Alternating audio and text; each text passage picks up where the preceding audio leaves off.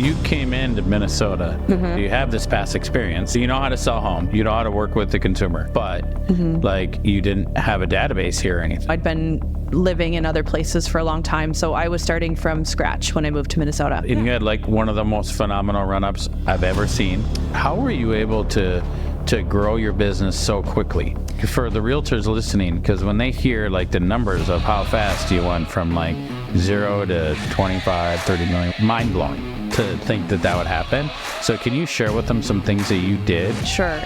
Well, the first thing that I did was I'm a native Minnesotan, born and raised, and I went away for college. After college, I was working for a company, and I got a promotion to implement a business unit into Australia. So when I was in my 20s, I moved to Sydney, Australia, to implement a business unit for this big Fortune 500 company, and was traveling around and hiring. Hold on one second. Was that scary? Like to go from the U.S. to Australia? It was so exciting. It was really just my dream to live abroad, and I was absolutely so excited. I was really jazzed. Yeah? Yeah, I was just pure excited. Did you know anybody? My dad's brother lives in Sydney, and I did not know him super well up until that point. We'd met like every few years growing up, talked on the phone, but I didn't know him very well. And it was my dad's only brother, and he lived in Sydney with his wife and my 3 cousins, and he became like a second father to me. Me just happening to end up in Sydney with this company, and then my dad ended up passing away, so my uncle is like a father to me. So it was just such a wonderful opportunity to get to know their family so deeply by living in the same city as them. Wow. So you moved to Sydney. Yep, moved to Sydney. Yep. And, after a couple of years of living in Sydney, I got an opportunity to work for one of the largest property developers in the world. They're called Lend-Lease. They're in America as well, but they mostly do like big commercial skyscrapers and stuff in America.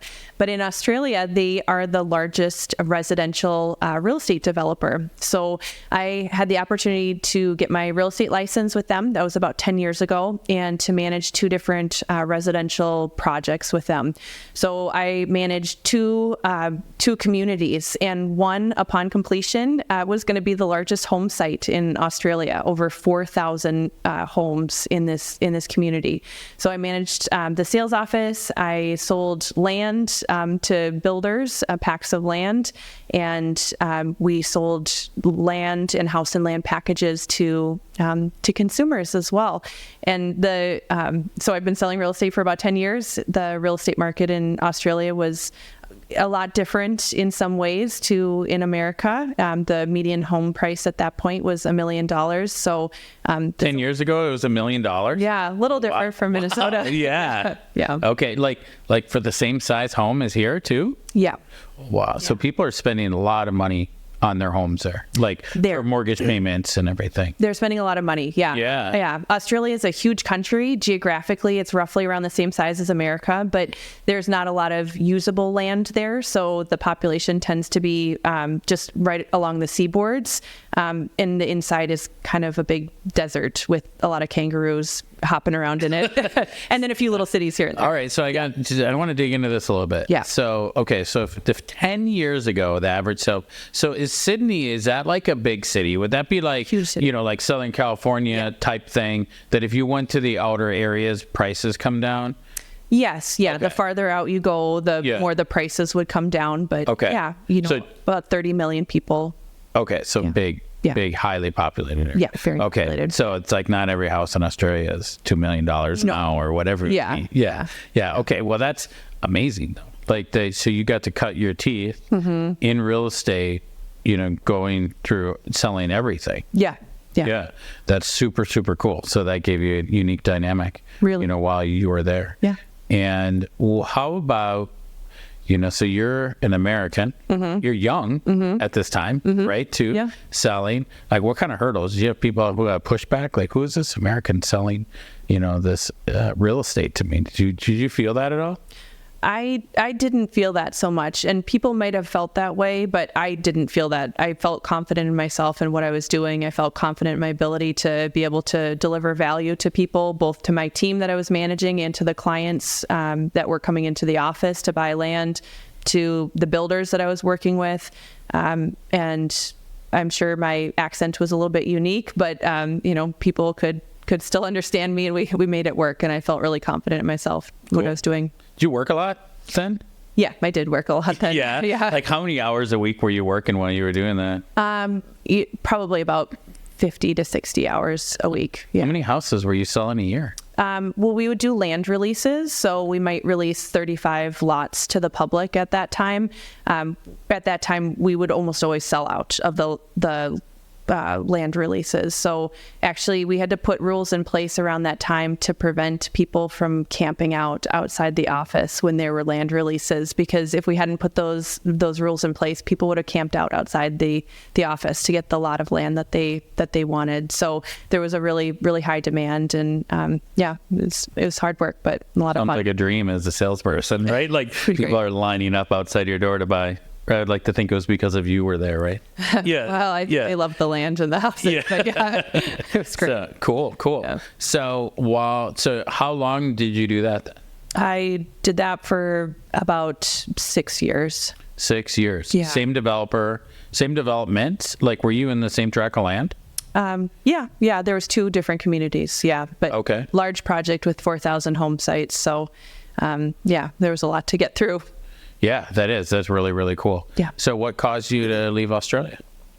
We decided to come back to be closer to family. I met my husband in Australia. He's from Europe, and I'm from Minnesota originally, and America and Europe are both pretty far from Australia. And we decided that we would want to have a family at some point, and we would want to be closer to family so that, our kids could have better relationships with their family and see them more often. So we decided to come back, and we were really excited to come back to the States, and landed back in Minnesota, which I was delighted about. Having grown up here, I knew this was a really great place to live and to work and raise a family. So we were delighted to end up back in Minnesota. Cool. So you come right back to Minnesota? Did you bounce around at all? No, we stayed in Chicago for a year for my husband's work. And okay. I had a new baby at that point, and then we came back to Minnesota after that. Okay. Yeah. Very cool. Yeah. So then when boots on the ground, when you landed in Minnesota, did you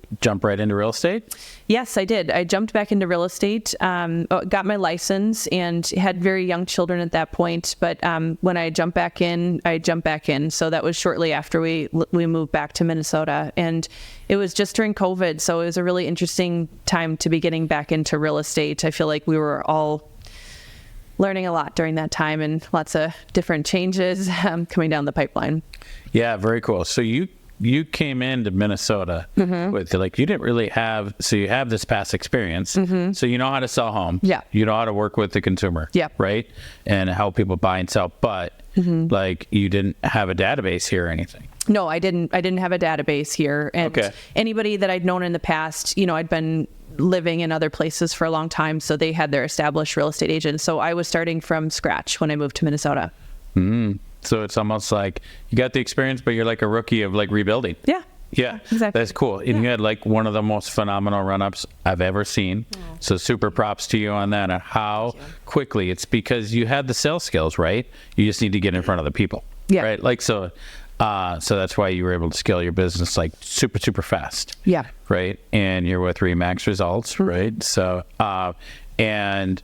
So tell me about that. Like, how were you able to do that? How were you able to grow your business so quickly? For the realtors listening, because when they hear like the numbers of how fast you went from like 0 to 25, 30 million, whatever you do this year, right? Like, it's mind blowing to think that would happen. So can you share with them some things that you did that helped you grow that quickly? Sure. Well, the first thing that I did was I started doing open houses. I thought that open houses would be a really great way for me to connect with people. I just love to be face to face with people when I can. I do a lot of prospecting, and I love being face to face with people where that prospecting allows. So started doing open houses, and and just being really prepared for that open house. I know what the schools are in the neighborhood, what the parks and hiking trails are in the neighborhood. I know what the sold comps are, what other homes on the market are, that are for sale as well. And I would ask really kind of just relaxed, calm non-threatening questions to the consumers that walked through the door, like, hi, how did you find the open house today? And if they said, my realtor sent it to me, then okay, great, let me know any questions you have about the property. But if they said, oh, I found it on Zillow, or I found it, I drove by and I saw the sign, then, they might not be represented. So we're going to talk a little bit more about that. And then I would say, have you been on the hunt for long? And that's an alternative to saying, are you working with a real estate agent? Because are you working with a real estate agent? People just go, oh, yes. And they get a little nervous. But, have you been on the hunt for long? They say, no, I'm just starting out, or like, hey, this is our first weekend actually looking, then, we're going to continue to talk a little bit more. They might need my help. And, if they say I've been on the hunt for a long time, my next question will be, have you written offers yet? And if they say, yes, we've written 3 offers, then, I can reasonably assume that they're working with somebody. And, I'm still there to answer their questions about the home, but, I'm not there to help them in a real estate, like being their real estate agent. And then, I would talk to them about like whether they've been pre-approved and just ask open-ended questions to try to gauge where they are in the process. And after they've seen the home, I answer any questions that they have about the home. But if for any reason that home was not a good fit, then I am ready to show them other homes in the area that are around the same price range. And I have those listings all printed out so that I can say, okay, well, you're saying this home wasn't a fit, but have you seen this one? How about this one? And if they say, yeah, that looks interesting, I have time after the open house to go and show them that house. And I say, hey, do you want to go and see it? We can go in a little bit here. And I also have all the required... That's really smart, right? So you said 2 things. Mm-hmm. So you said you leave time after the open for time for an opportunity like that. Yes. That's really smart. Yes, I do. And I have all the required paperwork right there in my bag with me as well. So that if that is something that they want to do, we can go over it right then and there and, be really clear about what that looks like. So, almost every open house I do, I get a new opportunity of a new buyer or a new listing, people that I can help. And I think that's because I really look to add value to what they're doing. And I just look for ways where I can help and be a resource for them. So open houses was my number 1 source of business, my first year in business in Minnesota. And that was a great source for me. I have a really strong work ethic, and, I would go and door knock around the open house ahead of time, just again, non-threatening, inviting the neighbors over. If we're having a good dialogue, asking them some questions about themselves. If we're having a good dialogue, trying to get their information to add to my database, but just inviting them along. And the neighbors love to come to the open house anyway. And, so they're going to come anyway. I might as well be the one to invite them and be a friendly face and a resource for them.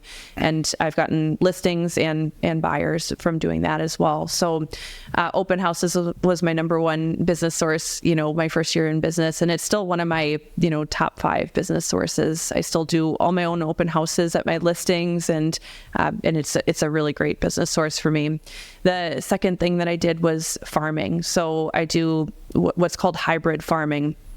So it's a combination of, working an area with, mailers, with door knocking, with being the trusted realtor in that area, but also circle prospecting. So circle prospecting is calling around a listing, or when I've represented a buyer, or even when a home has sold, even if I didn't have anything to do with that, I can still call the neighbors in the community and tell them about that. You can't. Oh, okay. Yeah. So I'm not taking credit for it, but I can tell them as a resource. Yeah. That's a smart idea. So you're like, hey, 123 Main Street just sold. Did you hear? Yeah. Sold for $7.99. Yeah. And you don't and then that's like totally acceptable. Totally acceptable. I'm not saying I sold it, but I'm keeping them up to date about the local market in their area.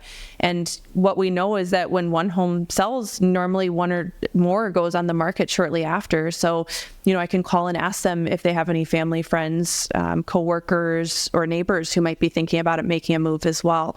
I've gotten a lot of business from doing that. And it's not even necessarily always people who are looking to move into my farm or move out of my farm, but, somebody might have a sister who's moving up from Florida, and then I get to help her buy a house, or, somebody might own 3 townhomes that he wants to sell, and I'm the one who called, so I'm the one who gets to sell them. And so there's lots of opportunities that I've been able to uncover just by making those calls on a monthly basis. I had a really trusted real estate coach who told me if I make those calls every month, that at the end of 9 months I would be the trusted realtor in that neighborhood. And I thought, well, that sounds great. I think I'll do that. So, I did that. And then at the end of the year, I did have, the dominant market share in that neighborhood. So that's been a really great strategy for me as well. That's great. Is that your neighborhood too? It is my neighborhood. Yeah. So that, it's my neighborhood. It just makes sense, right? When it's your neighbors, and then you get to like establish like friends. Yeah. Like just literally just have great relationships with your neighbors too. Yeah. I love my neighbors. I'm active in my community. I'm on the board. I'm volunteering all the time. I'm, at the neighborhood events. I sponsor Kona Ice Truck for our annual, water ski show and event. And, I do all of this stuff. So, and then I'm sending them the postcards and the market updates, and then I'm calling them, and, and I've got great relationships with my neighbors, and, they know, like, and trust me. And they're real, they're real advocates for me. Some of them, when they have a friend or neighbor who's thinking about making a move, before I even know about it, they're like, you got to talk to Stephanie. And then people are calling me instead of the other way around. And that's really terrific. It's a great feeling. Yeah, that's really smart, because then, like the consumer wants you to bird dog for their friend, kind of, right? Like, hey, if you hear about a house, my friend over here, because you got this lifestyle neighborhood, because you live on water, right? And you got all the little lakes area of Lake Elmo, right? Yeah. And so people literally, and the people will come to me like, I want to live there. Like a client that we're working with right now, right? Like, I literally want to live in this neighborhood, which can be challenging sometimes when it's like, hey, there's only 400 houses or whatever it is, right? To be able to get in there. Yeah. I think that's super cool. I'm seeing, compliments to you, that like I'm seeing how loyal the people are that work with you, which is really awesome. So you can tell not only by your personality of building a relationship, but just the way you follow up with them too, to stay in touch. Thank you. It's huge. I really appreciate you saying that. I really view myself as a relational realtor, not a transactional realtor. I notice that in the real estate industry, there's a lot of people who are very transactional. Once they're done with the transaction, it's just boom, on to the next, and they're looking for the low-hanging fruit. I like to work with people for a really long time until it's time for them to do something, and then also nurture that relationship and stay in touch with them. And it's my goal to be their lifelong real estate agent and trusted partner. And I do a lot of different things to stay in touch with people, including client events and community events, and calling them about areas where I can add value. As an example, I was going through HomeBot yesterday and just looking at anybody who had a interest rate in the 7s, and then calling them and telling them, we're in the high 5s now, and if they're still loving the home, it may be time to think about, doing a refinance. So I'm just looking for different ways that I can stay in touch with people and add value. HomeBot's a super cool tool for any of your clients that you can add on, right? Tell them a little. We use that tool too. Yeah. And it's our highest, most viewed email. Yeah. The clients click on. Can you tell from the realtor side, why would a consumer want to get on your HomeBot report? Yeah. So anybody who buys a home with me, or anybody who's listed a home with me, or we've talked about listing a home with me, gets added to HomeBot. HomeBot is a free tool for my clients and consumers. It is a free tool that helps them to track their home's value. So it looks at different comps. It looks at the market environment. It looks at interest rates. It talks about how much equity that they have in their home. And it's a monthly email that's sent out. And it's my most opened email as well. It has like a 70% open rate for me, which is just mind blowing. It lets me know when I open my own stuff. I know I open my own. Yeah. So I literally go on. I'm like, why am I doing this? But I'm always, whenever I get it, I'm looking at it. Yeah. Because I love, Yeah. it's like a game. It like gamifies real estate, right? Yeah. I love where you can see like your value is this. You get the low report, Yeah. you know, like that goes up and down. Yeah. And then you can see like minus your mortgage, I know. you have this much equity. It's pretty cool. It is really cool. It's very engaging tool. And, you know, and it tells me as a real estate professional, it tells me when someone's really engaged. It tells me when, you know, they might be thinking about making a move just based on the engagement they've had with HomeBot. And I keep in touch with everybody, and then I can specifically talk to those people and make sure that they're still loving their home, see if a move might be in their future, and, you know, just keep the conversation going. Yeah, I think it's a great tool to stay in touch.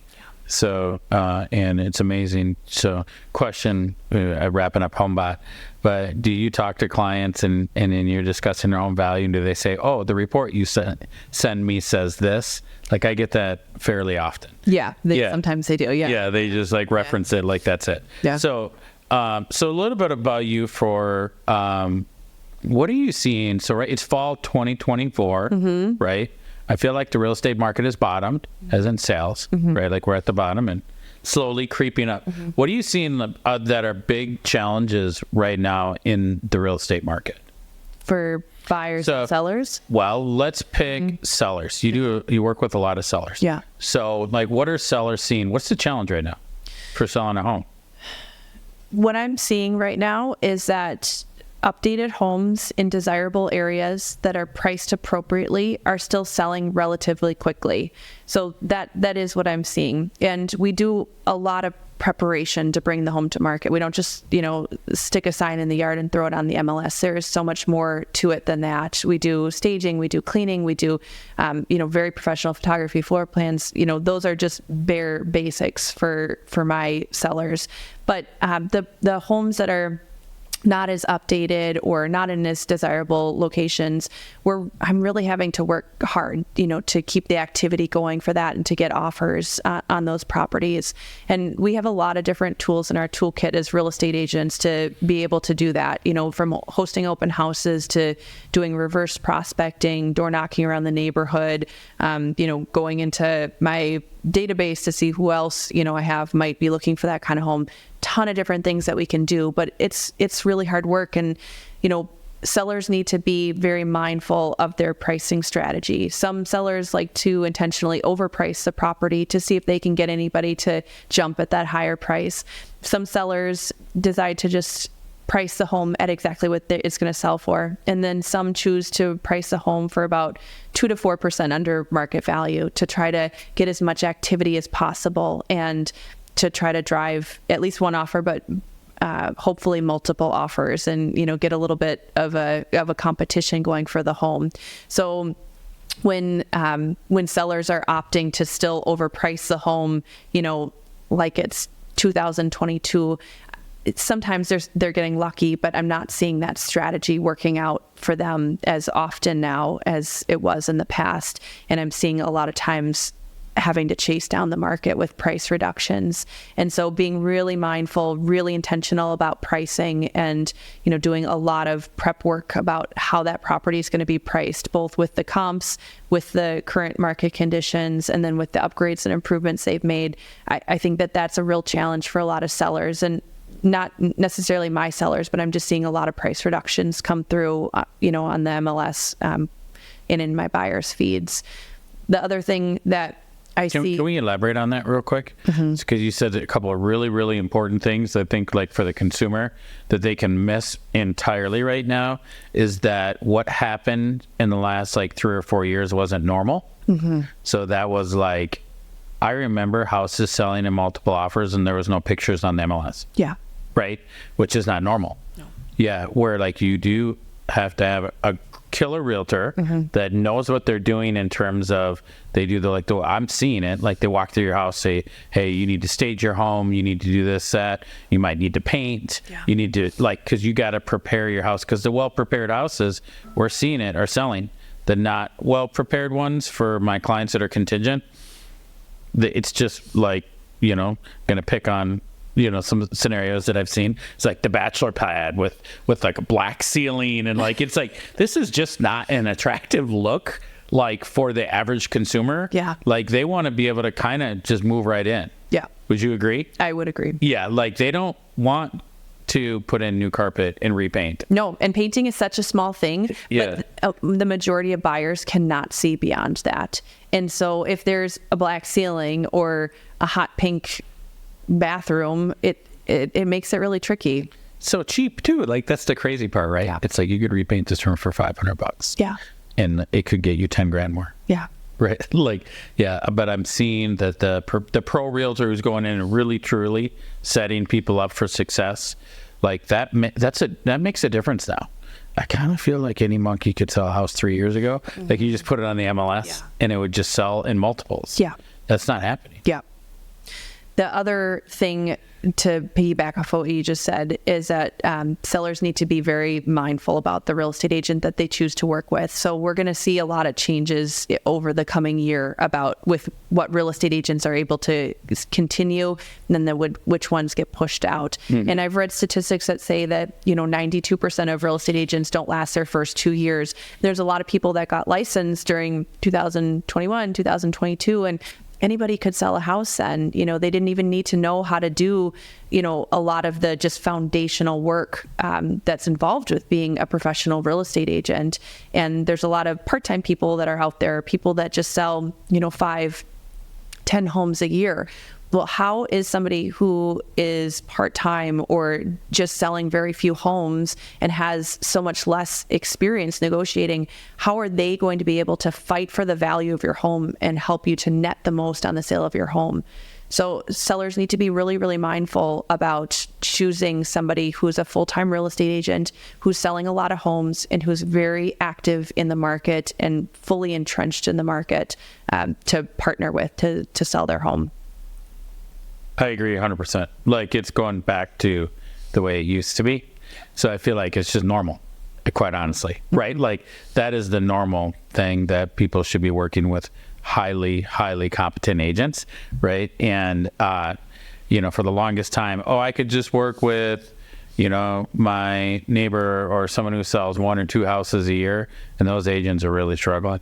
Yeah. Like they're not doing I don't think they're doing the right thing for, their client. I think most realtors suck. Like I get a lot of grief for this, but like I think that a lot of realtors suck. They don't know how to do a great job for their client because the barrier of entry is so low. Yeah. Right. But then you get to that top 10, 20%, all of a sudden you're working with really good people, right? Like, and you can see it. Like I feel like I hear from agents that they want to work with other good agents too. Yeah. Right. Because then you just know the experience is gonna be better. Yeah. For your client too, right? Not just for you, but your client's experience will be better if there's a good agent on the other side. That's true. Yeah. So what do you think that our strategies right now? So we're seeing a lot of buyers who've been on the sidelines. They're starting to come back, right? They're saying, hey, this time last year, October of 2024, rates were over 8%. They were in the 8s with like 2 points. It was like crazy, right? So rates were really like 9 and no one wanted to admit it. And now all of a sudden we're like hovering low 6s. Some people are like in the 5s, which is pretty cool. So I'm seeing these buyers, like they're ready. They're like, okay, it's my time, right? So do you have any good advice for them if they're, let's say they're a first-time home buyer, right? That you're helping a first-time home buyer, like when should they buy? So when I'm helping a first-time home buyer, the first thing that we're doing is jumping on a Zoom call, or we're having a meeting and we're doing a buyer consultation. And the purpose of that buyer consultation is to really drill down for them everything that they're looking for in a home. I have a lot of targeted questions that help us uncover what will work for them in a home and also what won't work for them in a home. And I like to think of it as a funnel. It's kind of wider at the top, but then we narrow it down. That helps us to save a lot of time down the road because we're not spinning our wheels looking at homes that aren't going to work for them for some reason, but it also helps to make sure that we don't miss out on something that would potentially work for them. It's a really important part of the process. And then we also go through the process. What happens when we find a home? What happens when next? I'm going to set up an MLS search for them. We have some paperwork to go over. When we find homes, how many homes are we going to look at in a day? How are we going to tour homes? What does the buying process actually look like? When they find a home that they love, what are we going to do then? And I talk about how I pull comps for them. I run a CMA on the home to make sure that they're getting a good deal, but they're also writing a competitive enough offer so that they don't miss out on the property.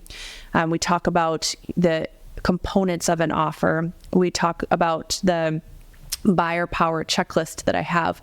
It's a list of things that people can do to be more competitive with their offer. And some of these things don't even cost them any extra money, but it helps them to be able to submit the best offer that they can, especially if we're in a multiple offer situation, which I am still seeing a lot of for updated homes in highly desirable locations that are priced appropriately.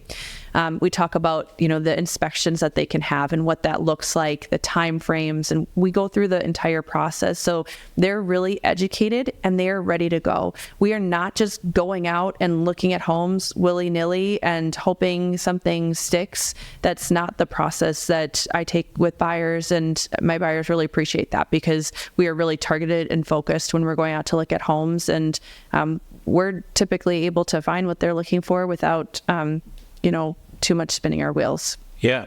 I referred a client over to you who had been looking for a year, and you were able to take them out and you were able to find them a home. I loved how, and they were in a, quite honestly, lower price range, right? Like they didn't have a lot of options. Yeah. So you were able to help them get into a home like immediately within a week. And I loved how when they were saying they wanted to wait for other options, you literally pulled up the MLS and said, hey, in the last year, this is how many homes have sold in this price range. Yeah. And what you were doing, like you were educating them on, don't miss out on this great place because it checks like almost all your boxes, Yeah. but then you want to wait a little bit longer, and you were able to show them there's only so many that actually sell. So like it educated them that's like, hey, if there's only like 6 that sell in this price range a year and you got an opportunity to buy this one, like you need to strike now. Yeah. Right. Yeah. And they did, and they got in the house, which was like super awesome. And one thing that you did that I loved